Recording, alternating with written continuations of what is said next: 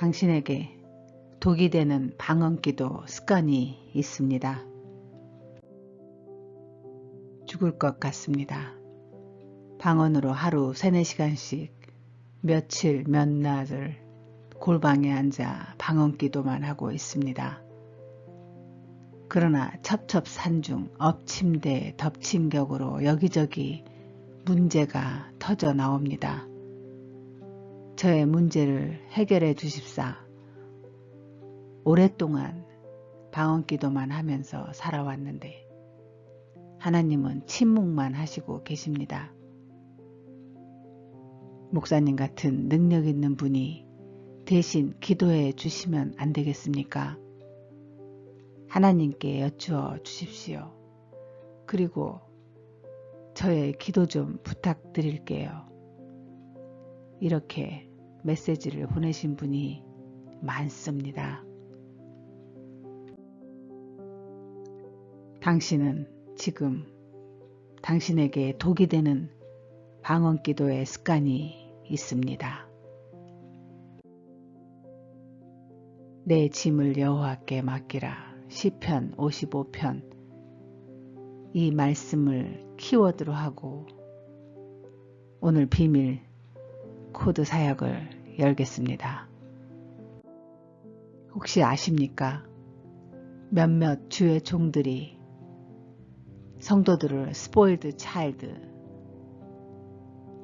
만들어 버렸다는 사실을 아십니까? 주의 종들이 이렇게 말씀하십니다. 고난 중에 계십니까? 끙끙 앓지 마시고 다 주님께 맡기십시오. 시편 55편의 말씀을 붙드십시오. 내 짐을 여호와께 맡기라. 이 말씀을 꼭 가슴에 새기고 해보십시오. 이렇게 말씀하십니다. 성도들은 이 슬로건으로 머리에 띠를 두르고 매일 새벽 철야 교회에 와 앉아 그저 무릎만 온종일 꿇으면 다 해결이 된다는 것으로 배워왔기 때문에 목회자들이 가르쳐 주었기 때문에 그렇게 합니다. 그렇다면 배운 대로 했는데 왜 하나님은 침묵하십니까? 그렇게 했을 때 하나님께 음성 들었습니까? 하나님이 당신의 문제 해결해 주십니까? 주셨습니까? 한번 다시 묻습니다. 그렇게 방언기도만 새벽부터 철야까지 며칠 몇 날을 했는데 응답받았습니까? 음성 들었습니까? 해결이 됐디까? 이렇게 한 번, 두 번 자신의 짐을 주님께 맡겨보아도 아무 해결이 되지 않으니 이제는 내 짐을 여호와께 맡기라. 이 시편 55편 이 성경 구절을 입술로만 또는 벽에 장식용 액자로만 걸어놓고 맙니다. 이 시편 55편에 너의 짐을 여호와께 맡기라는 것은 다윗처럼 바르게 살아가려고 발버둥 치고 있음에도 불구하고 원수들이 시시탐탐 다윗을 죽이려 하는 그 상황에서 여기저기 숨어 다니며 쫓기는 삶으로 하나님께 억울하게 자신의 삶을 돌보아 달라고 하루 종일 기도하는 다윗의 그 짐을 보고 여호와께서 그 짐을 나에게 맡겨라 이렇게 말씀하시는 것입니다. 세상 사람들의 핍박에 억울한 자, 즉 그 짐이 너무 버거워 어찌할 바 모르는 자들에게 주님께서 너의 짐을 나에게 맡기라는 것이지, 당신이 지난 세월 동안 정신 못 차리고 여기저기 질러놓은 죄의 문제나 잘못 뿌려놓은 씨로 인한 엉겅퀴와 가시들의 짐을, 그 죄의 짐을 주님께 맡기라는 것이 아닙니다. 내가 항상 문제를 만들어 놓고 해결은 모두 하나님께 미루면 하나님이 해결을 주십니까? 저는 제 삶의 고통과 고난의 뒤안길을 다 돌아보니 한 번도 제가 해야 할 일을 하나님이 대신 해주지 않았습니다. 그렇다면 당신이 하나님의 백성으로 살아가다가 복음으로 인해 세상에서 핍박을 당하고 정당한 대우를 받지 못하고 사회 속에서 천대를 받고 목숨을 빼앗길 상황에 있어 그 복음으로 사는 자로서 짐이 무겁습니까? 11조 내느라 살림이 공고합니까? 주일 성수하느라 직장을 잃어버렸습니까? 복음 전하다가 친구들과의 관계가 소원해주고 멀어져서 혼자 남았습니까? 종교가 다르다는 이유로 시댁과 친정에서 당신이 따돌림을 당했습니까? 방언 은사자로 교회 안에서 방언 기도한다고 왕따 은사자 되었습니까? 그래서 하나님의 백성으로 사는 것이 너무 힘이 들고 지쳐서 이제 마음이 요동칩니까? 당신이 이렇게 지난 세월을 주님 나라, 하나님 나라 백성으로 사느라 힘들었습니까? 그 일로 인해 고통과 고난으로 오늘 이 시간 죽을 것 같습니까? 그래서 살려달라고 매일 방언 기도를 3-4시간씩 하고 있습니까? 그런데도 하나님이 침묵하십니까? 그럴 리 없지요. 그렇다면 누가 하나님을 믿습니까? 우리 하나님 그런 분 아니십니다. 당신은 지금 미안하지만 다시 문제 앞에 서야 합니다. 일어나십시오. 지금까지 골방에 앉아 방언기도, 감동 없이 방언기도 그만큼 했으면 이제 일어나십시오. 방언 은사, 성령께서 당신을 스포일드 차일드 만들려고 은사를 주시지 않았습니다. 계속 그렇게 무기력하게 앉아 감동 없이 입술로 앵무새처럼 방언만 하라고 방언 은사 주신 것 아닙니다. 당신에게 방언 은사는 덕이 되는 은사이지 독이 되는 은사가 아닙니다. 그러나 이렇게 당신이 해결해야 할 일을 하지 않고 감동 없이 방언 기도만 무기력하게 하고 있으면 당신의 방언 은사는 독이 되는 것입니다. 스포일드 차일드가 되고 맙니다. 부모 없이는 아무것도 하지 못하는 어린아이로 성장이 멈추고 만다는 것입니다.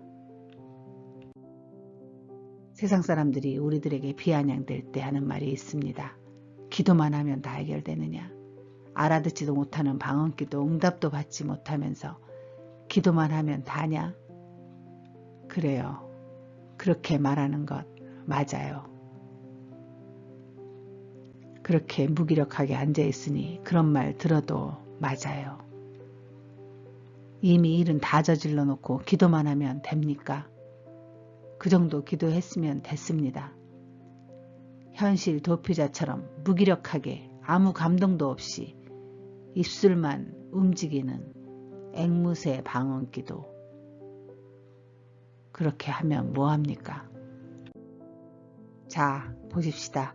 요즘같이 힘든 시기에 지난 것은 뒤로 하십시다. 하나님의 침묵 앞에 당신이 어떻게 반응하냐에 따라 앞으로의 미래가 정해집니다. 하나님의 침묵도 응답이다 라고 믿고 지금 이 고통과 고난에 대해 살려달라고 부르짖어도 아무 응답이 없으신 하나님의 침묵에 이렇게 반응하는 자가 있습니다. 그래, 내가 바로 어제까지 살아오면서 잘못 쌓아온 뚝, 나의 키를 훌쩍 넘어서 이제 내 앞을 가로막아 버렸구나. 누가 대신 이 담을 부숴줄 수도 없구나. 이제 내가 허물어야지. 사방팔방 내가 스스로 쌓아온 이 담을 뚫린 하늘만 바라보고 울며 기도한다고 이 담을 누가 허물어 주겠는가. 내가 할 수 있는 것은 내가 해야 하기에 하나님이 침묵하시고 계시는구나. 이렇게 아무도 의지하지 않고 하물며 하나님의 외면까지도 자신의 질러놓은 것들이니 해결은 내가 해야지. 마음을 먹고 자신이 엉뚱하게 쌓아놓은 담들을 하나씩 부시기로 작정합니다. 당신 같으면 어떻게 하겠습니까? 제가 임상목회 사역을 합니다. 얼마나 많은 분들을 보았겠습니까? 자그만치 20년 동안 만난 가정과 개인이 얼마나 많았겠습니까? 그분들의 고통과 고난의 문제 앞에 모두 한결같이 그분들은 방언으로 기도만 합니다. 앵무새처럼 앵무새 방언만 하는 것입니다. 문제를 뒤돌아보지 않는다는 것이 문제입니다. 당사자가 문제를 만들어 놓고 그 문제 해결을 하지 않는다는 것입니다. 현실을 도피하거나 원망과 자책으로 자기 비하를 하며 주저앉아 버리는 것입니다. 누가 응답하겠습니까? 하나님이 응답하지 않습니다. 이때부터 잠시 하나님을 찾다가 꼭 찾아가는 곳이 있습니다. 이 순간 당신은 능력 있어 보이는 목회자를 찾습니다. 당신은 이 순간 하나님 음성 듣는다는 예언자를 찾습니다. 당신은 이 순간 썩은 동아줄, 지푸라기라도 잡아보려 합니다. 안 그렇습니까? 가만히 생각해 보십시오. 하나님이 침묵하시는데 자식이 죽겠다고 하는데 왜 아버지가 가만히 계십니까? 하나님이 그 자리에서 해결해 주시지 않는데 당신에게 해결해 주시지 않는데 능력 있는 종이 부르짖는다고 해결을 해 주십니까? 하나님이 침묵하는데 예언자에게는 무슨 음성을 들려줍니까? 지난번 다루었던 내용 중에 만약 하나님께서 예언자에게 대신 음성을 들려주었다면 축복이 아니라 경고의 메시지일 뿐 그 이상은 아니라는 것입니다. 그렇다면 방언 은사자들은 이 시간 무엇을 해야 합니까? 그래도 기도라고 말씀하시려 합니까? 그동안 기도를 얼마나 많이 하셨습니까? 그 정도면 하늘도 감동을 할 만큼 기도하지 않으셨습니까? 오늘 메시지를 주신 분처럼 방언 기도를 하루 3-4시간 이상 하였는데 만약에 이게 성령의 인도하심이면 왜 하나님은 침묵하십니까? 성령께서 기도를 향으로 올리신다고 하셨는데 왜 응답이 없는 것입니까? 당신이 해결해야 할 문제가 있기 때문입니다. 당신이 일어나야 할 시간이기 때문입니다.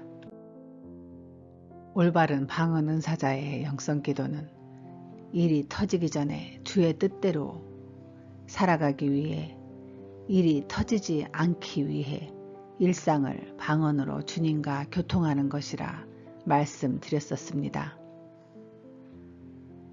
자, 어차피 벌어진 일 좋습니다. 일이 터졌습니까? 그렇다면 사람 의지하지 말고 당신이 해결해야 할 일을 하십시오. 스포일드 차일드 방언 은사자들은 골방에 들어앉아 감동 없이 흉내만 내는 앵무새 방언 기도만 합니다. 당신이 저에게 주님께 여쭈어 달라고 하셨지요. 아파 죽겠는데 영혼이 파리하게 다 타들어가는 당신에게, 또 다른 분들에게, 간당간당 숨이 멎어가는 사람 앞에 제가 이렇게 말합니다.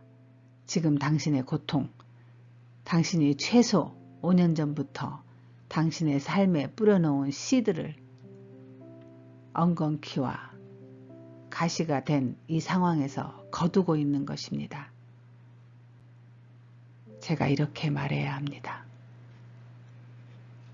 그리고 하나님이 싫어하시는 일들을 하루속히 먼저 정리하십시오. 이렇게 말해야 합니다. 사실이니까 잔인하지만 저는 이렇게 말할 수밖에 없습니다. 모든 고통과 고난 뒤에는 숨겨져 있는 비밀이 있기 때문입니다. 그 비밀은 당신과 하나님이 아십니다. 그리고 하나님의 영으로 영분별 사역을 하는 자 역시 알 수 있습니다. 저에게 특별히 두드러지게 나타나는 강력한 은사가 방언과 영분별에 의한 예언 은사입니다. 즉 영적 치유 은사입니다. 이 은사는 방금 말씀드린 것처럼 모든 고통과 고난 뒤에 숨겨져 있는 당신의 비밀을 드러내는 사역입니다. 성령께서 왜 잔인하게 죽어가는 사람에게, 아파 죽겠다는 사람에게, 힘들어 죽겠다고 하는 사람에게, 숨도 못 쉬겠다는 사람에게 왜 이렇게 잔인하게 하십니까? 사랑의 하나님께서 왜 이렇게 하십니까? 죽이려고 하는 것이 아니라 육은 죽어도 영을 살리시려고 하는 것입니다. 어린아이처럼 매번 부모가 오냐 그래 아직 어리니까 괜찮아, 이번에는 괜찮아, 앞으로 잘하면 되지, 이렇게 해주시면 좋겠지요. 그러나 방언 은사자들은 이제 어린아이가 아닙니다. 하나님의 백성으로 특별 은사를 주셔서 사역자로 부르셨기 때문에 이제는 이렇게 안 하십니다. 하나님께서 부르신 특별한 사역자라 제가 말씀드렸습니다. 이제 가만히 하나님께서 보고 계시지 않는다는 것입니다. 모르는 척 넘어가주지 않으십니다.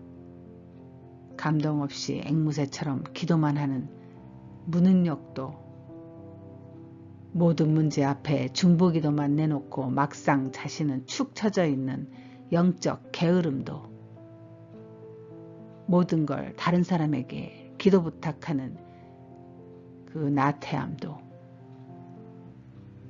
기도만 하고 있는 그 현실 도피주의자 같은 태도도 하나님 앞에 이제 통하지 않습니다. 이제 당신이 지난 세월 뿌려놓은 씨, 그 씨가 당신의 삶의 엉겅퀴와 가시를 만들었습니까? 이 엉겅퀴와 가시를 뽑다가 온 몸과 손에 피가 철철 흘러도 다 뽑아버리십시오. 그래야만 합니다. 그리고 오늘부터 다시 성령의 열매 맺는 씨를 당신의 삶에 새롭게 뿌려보십시오. 앞으로 5년 후에 당신은 어떤 삶을 살고 있을지 한번 상상해 보십시오. 얼마나 근사하겠습니까? 성령의 열매 맺는 씨를 오늘부터 뿌리는데 성령께서 가만히 계시겠습니까? 다시 시작하십시다. 다시 시작해야만 합니다. 주저앉아 어린아이처럼 죽겠다 하지 마시고 어서 일어나 다시 시작하십시오. 잠시의 출혈이 두렵더라도 그것은 잠시입니다. 성령께서 함께 하실 것이기 때문입니다. 당신에게 주신 방언 은사 다시 살아나야 됩니다. 아무리 부르짖어도 나의 부르짖음에 아무런 응답이 없으신 것 같다. 왜 하나님은 나에게 침묵하시는 걸까? 당신이 직접 해결해 보라 하십니다. 비밀코드 사역이었습니다.